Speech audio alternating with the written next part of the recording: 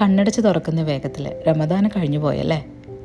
നമ്മുടെ ഇടയിൽ ഇപ്പോൾ ഏറ്റവും കൂടുതൽ എക്സോസ്റ്റഡ് ആയിട്ടുണ്ടാവുക ബ്രസ്റ്റ് ഫീഡ് ചെയ്യുന്ന ഉമ്മമാരായിരിക്കും എന്നാണ് എനിക്ക് തോന്നുന്നത്. 6-ാം മാസം മുതൽ കുട്ടികൾക്ക് ഫുഡ് കൊടുത്തു തുടങ്ങുന്ന ഓരോ പാരൻറ്റിനും എപ്പോഴും ഉണ്ടാകുന്നൊരു കൺഫ്യൂഷനാണ് ഞാൻ കൊടുക്കുന്ന ഫുഡിൽ അവർക്ക് ആവശ്യമായിട്ടുള്ള എല്ലാ ന്യൂട്രിയൻസും ഇൻക്ലൂഡഡ് ആണോ എന്നുള്ളത്. പണ്ടത്തെ സ്ഥിരം കുറുക്ക് എന്നുള്ള ഒരു സിസ്റ്റത്തിൽ നിന്ന് മാറി അത്യാവശ്യം ന്യൂട്രീഷണൽ വാല്യൂ ഉള്ള ഫുഡുകൾ നമ്മൾ സെലക്ട് ചെയ്ത് നമ്മുടെ മക്കളുടെ മെനുവിൽ ഇപ്പോൾ ഇൻക്ലൂഡ് ചെയ്യാറുണ്ട്. എന്നിരുന്നാലും നമുക്ക് ഈ കൺഫ്യൂഷൻ ബാക്കിയാണ്.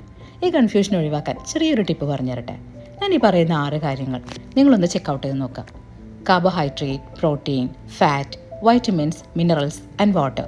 ഈ 6 കാര്യങ്ങൾ നമ്മുടെ മക്കളുടെ ഓരോ ദിവസത്തെ ഫുഡിലും നമ്മൾ ഇൻക്ലൂഡ് ചെയ്യുന്നുണ്ടെന്നുണ്ടെങ്കിൽ പിന്നെ നമ്മൾ പേടിക്കേണ്ട ആവശ്യമില്ല കേട്ടോ.